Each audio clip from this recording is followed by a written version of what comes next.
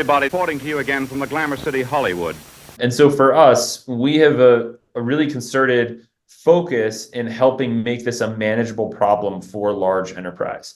And when we think about kind of the state of the kind of the economy that we're in right now, is that everyone's in agreement that we're in the process of transitioning to the low carbon economy. We will not consume fossil fuels at the same rate in 10, 15, 20 years as we do today and as we've done historically. It's just kind of generally accepted market awareness now and understanding of the reality that we face as a species. And so organizations need to find the practical, pragmatic solution to measuring and managing this transition.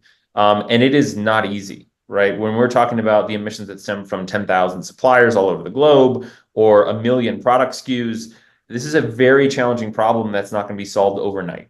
And so organizations need a system, a software and kind of the data and insights to really inform not only where their emissions come from, but how are they going to address these and what are they going to do about it? And are they making progress?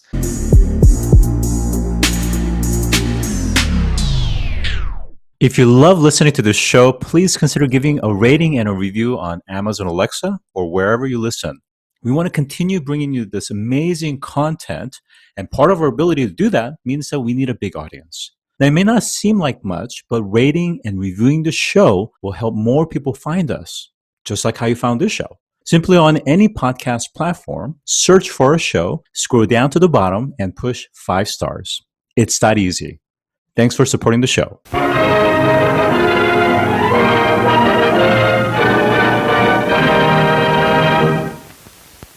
Today, I'm joined by Tim Weiss, CEO of Optera. Welcome to the show today.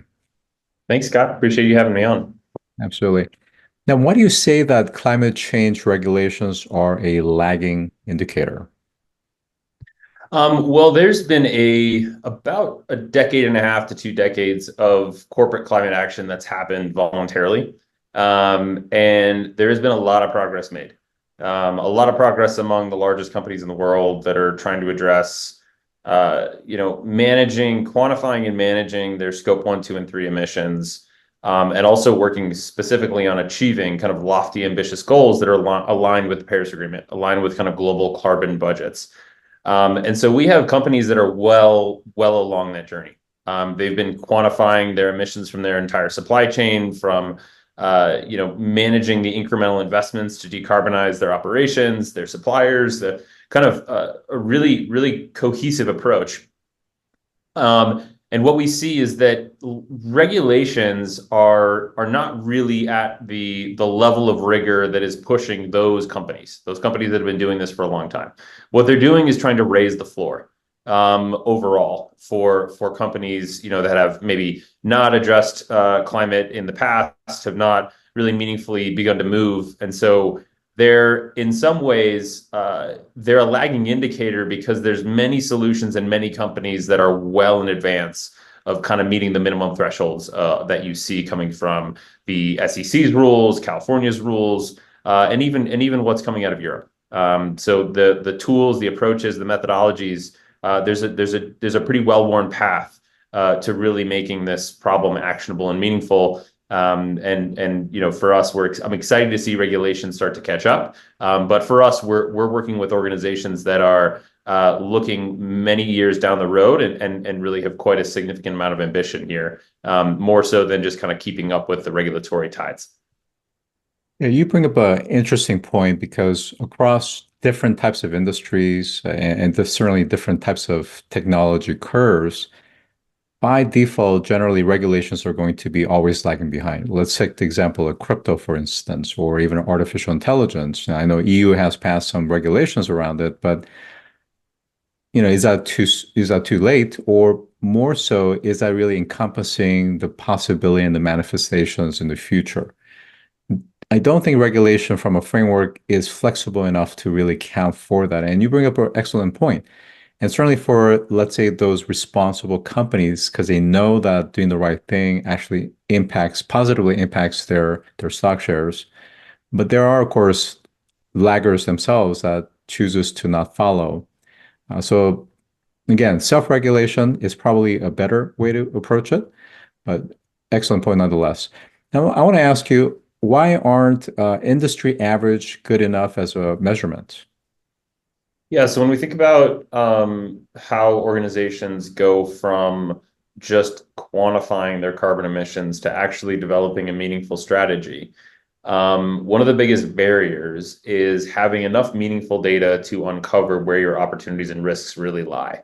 And so if you calculate your emissions using very high level industry averages, which has been used in our industry for many years, you're using kind of high level economic assumptions that might be, equivalent to when you're looking at your supply chain, you might be thinking about, how many tons of steel are embedded in our products and what is the emissions factor per ton of steel, the emissions intensity of that activity. All that you get is a very high level number that's informed by the amount of material you're purchasing, or it's not informed by who you're transacting with and what you're really buying. And so it's not actionable. The only way to reduce emissions if you're using averages is to reduce the amount of spend that you have. And that's not a practical thing for businesses. They need to improve the inputs. They need to improve the manufacturing processes embedded in their supply chain. And same with their operations, and same with kind of everything downstream as well on the product side. And so for organizations to go from just simply measuring their emissions to actually driving performance, and reducing their overall climate risk, optimizing how they're spending dollars to decarbonize across their full value chain, they need direct data. They need to know where these emissions are coming from, who's responsible, and what can be done about it. Some suppliers are going to be true partners in this journey, are going to be well along the kind of maturity curve for managing their emissions and ESG programs. Some are going to be just getting started, and have no information to speak of. They might have a lot of work to do to catch up and to get on the right track. And really, you need direct data to illuminate those sorts of risks and opportunities. You can't rely on assumptions.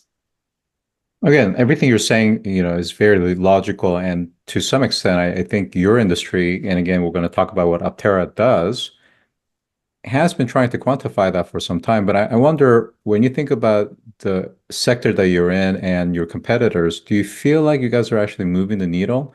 And if so, what's the evidence?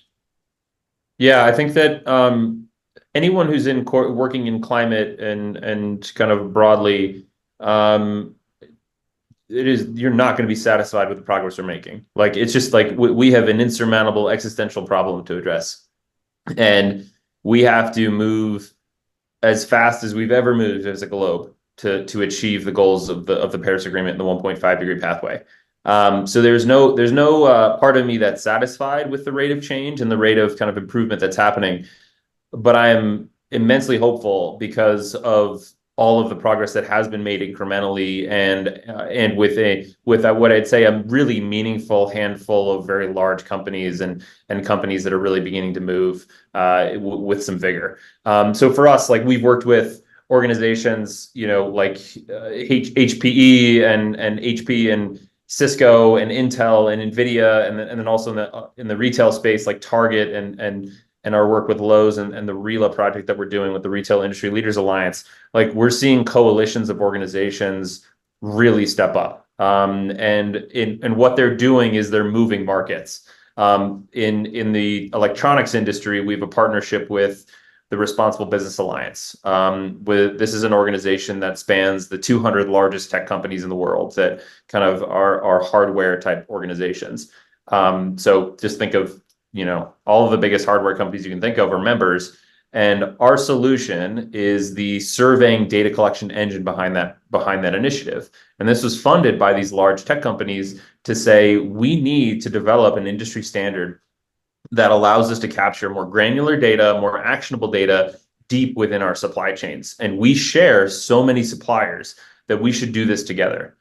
We should make this very frictionless. We should make this easy for us to get information and for suppliers to understand what they need to do. And we're seeing thousands of companies now participating in this. And I'm incredibly hopeful, given the rate of adoption and the extent of the reach of this sort of partnership, is we're getting very deep within the manufacturing portion of the economy for all hardware. We're doing something similar with the Retail Industry Leaders Alliance to help them calculate the emissions. These are the largest retailers like Walmart and Home Depot and Lowe's and all these folks. We're helping them define basic kind of methodology and data to calculate the emissions from all the products they sell. And it's often cited, but just think about lawn equipment that, the lawnmowers and things that are sold from Walmart and Home Depot and Lowe's. These are in some estimates larger than the emissions from aviation in the US because lawnmowers are such dirty appliances. And what we're enabling them to do is calculate those emissions more accurately so they can actually shift their product mix effectively.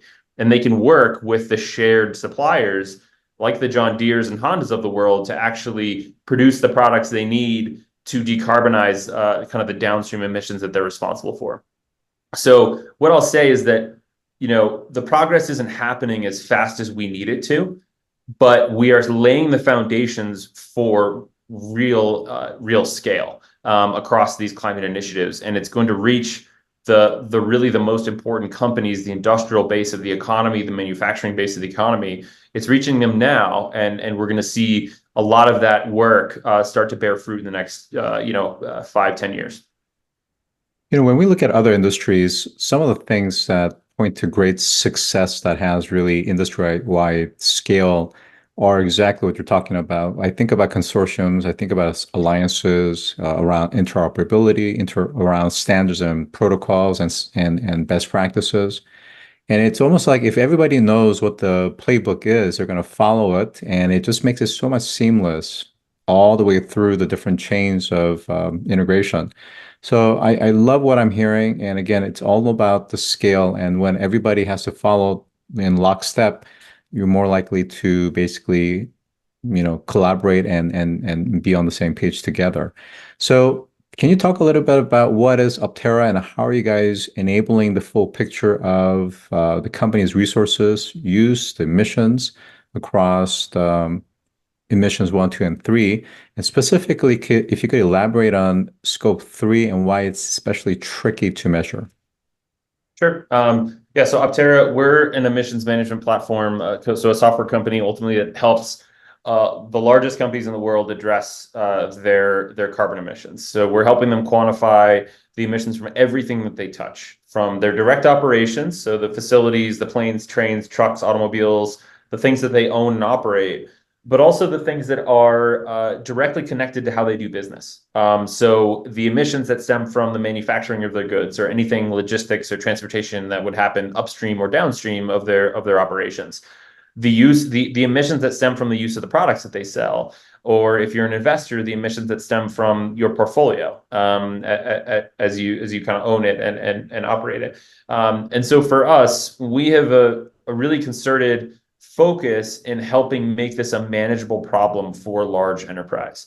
And when we think about kind of the state of the kind of the economy that we're in right now, is that everyone's in agreement that we're in the process of transitioning to the low carbon economy. We will not consume fossil fuels at the same rate in 10, 15, 20 years as we do today and as we've done historically. It's just kind of generally accepted market awareness now and understanding of the reality that we face as a species. And so organizations need to find the practical, pragmatic solution to measuring and managing this transition. And it is not easy, right? When we're talking about the emissions that stem from 10,000 suppliers all over the globe or 1 million product SKUs, this is a very challenging problem that's not going to be solved overnight. And so organizations need a system, a software and kind of the data and insights to really inform not only where their emissions come from, but how are they going to address these and what are they going to do about it? And are they making progress? So that's what we do. We're kind of a team, of kind of climate, experts, and I've spent my entire career in this space as my co-founders, and really building meaningful solutions to unlock corporate climate action at scale across the tens of thousands of organizations that are really pivotal in helping us address the climate crisis. So can you, again, I'm not sure if I got the answer, but can you define scope three emissions specifically, and why For has sure. it been perceived as being incredibly complex and burdensome to capture those things, and any other hurdles to, again, trying to measure scope three systematically? Sure. Yeah. Yeah. So I'll put it in context. So there's three emission scopes. The first is scope one emissions, which stems from the combustion of fuel within assets that you own. So think of, anything with a smokestack or tailpipe, that you own and operate. So any cars, any natural gas furnaces, any combustion of fuel that you're in control of. Scope two emissions are the emissions that stem from the electricity or energy services that you buy. So any of the utilities, the emissions from utilities that are operating and helping you power your facilities. Then there is scope three emissions. Scope three emissions are third-party emissions. They are emissions that stem from the organizations that you rely on to do your business. So it would be your supply chain, it would be the emissions from the use of your products in your consumers' hands. It would be your investment portfolios, as I mentioned, kind of these third-party emissions. So the big challenge here is that companies don't have the data. You don't know, you don't have the insights into the factory where iPhones are being assembled if you're Apple. You don't have the direct link to the mine and the blast furnace that's producing the raw aluminum that's going into the cars that are being made, right? You don't know the exact emissions that are coming from those activities, but you are in some way responsible because it's contributing to the products that you are making and using and how you operate your business. And so it produces climate risk, right? It's inseparable. It's similar to like data security, right? Where large businesses ultimately cannot separate their data security from their vendors, because their vendors are exchanging data and they are gateways into systems and consumer data. Same with climate, right? Climate is, you cannot, companies are not vertically integrated, right? So they don't own the full manufacturing and life cycle of their products.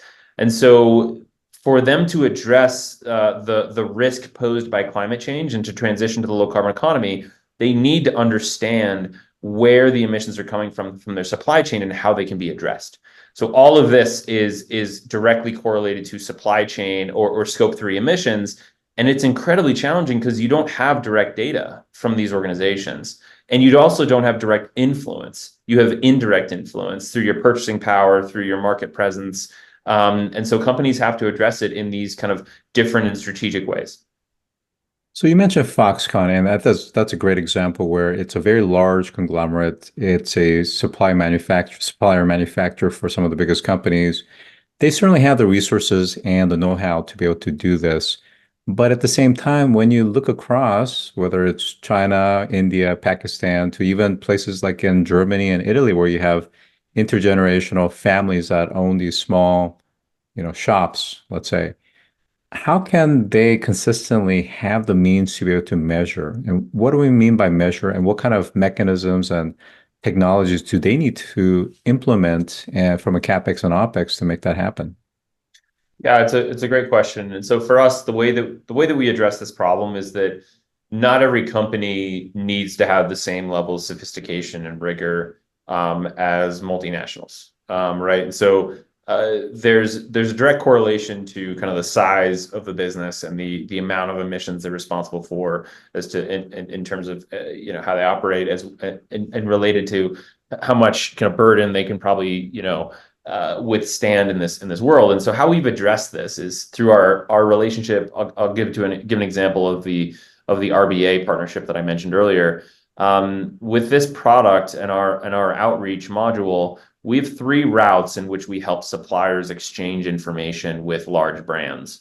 There is the first route where if you're a high maturity organization like a Foxconn or a Micron or Hynix or whatever, in that space, they need to exchange a whole lot of information, right? So their total emissions, their scope three, their targets, their initiatives, their factory level emissions, kind of all the things that we would need to paint a holistic picture of their maturity.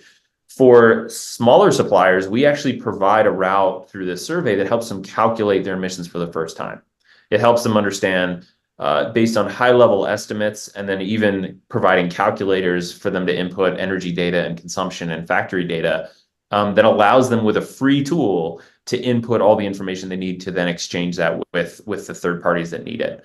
And so this kind of adaptability based on supplier size and maturity is essential, right? You can't have the same requirements placed upon small and medium-sized businesses, or to your point, like, factories that are maybe just a single location owned by a small family. Like, you can't have the same expectations for that organization as you do for multinationals.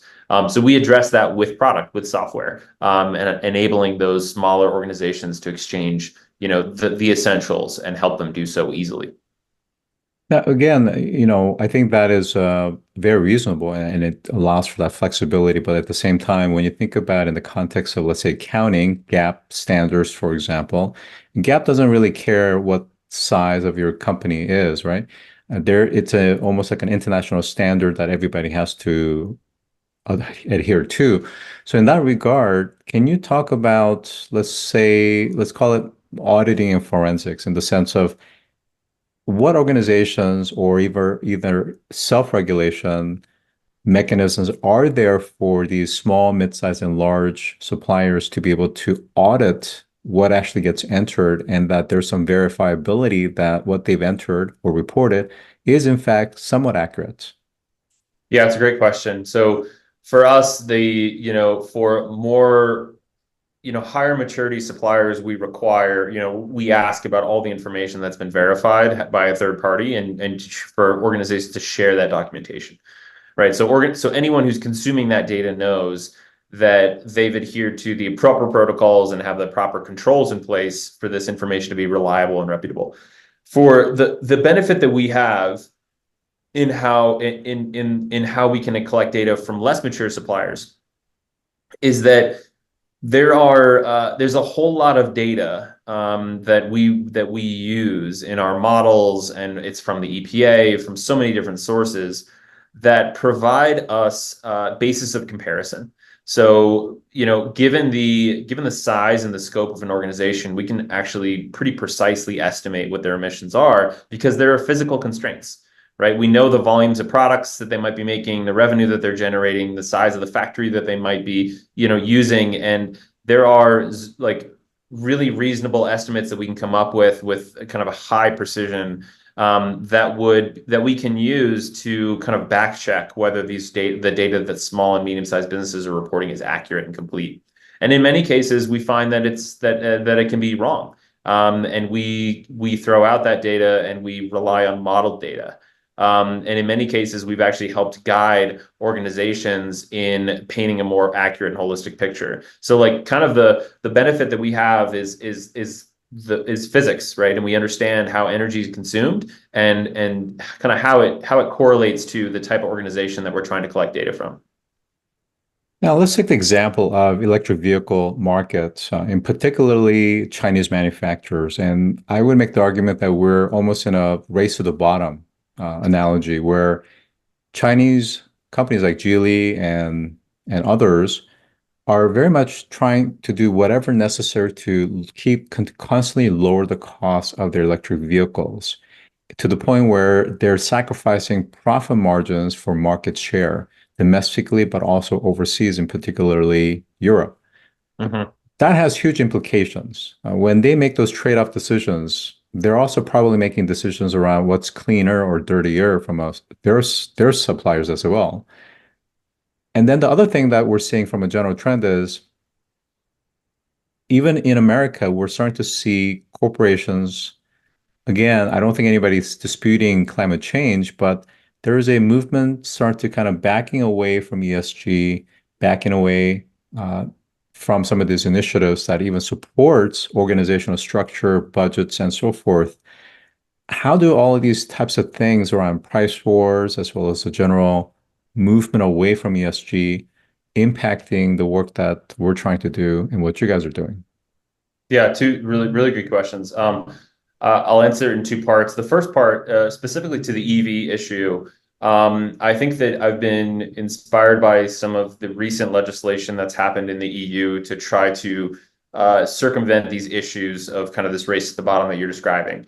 I think France is a clear leader in this. So France established, I believe it was last year, what they called their eco bonus program.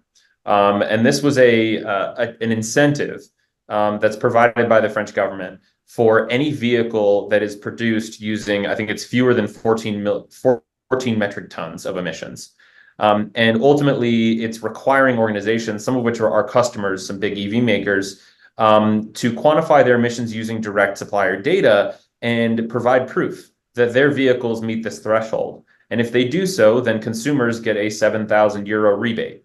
And so it's a perfect kind of a way for precise regulation and incentives to intervene to address the problem that you're describing, where there's entirely this race to the bottom on the price of EVs, and China is putting a lot of money and effort into having the lowest cost vehicles, and they're cutting a lot of corners in doing so. And so I think it's a good way in which the French government stepped up, and I think others need to do the same. I think it's a precise kind of really surgical way to address this issue.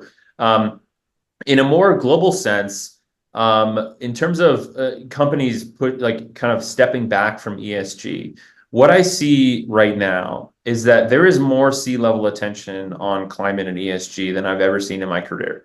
I've been in this space for well over a decade, and the C-level attention on climate change and ESG is very consistent. It is quarter to quarter, it is always top of mind.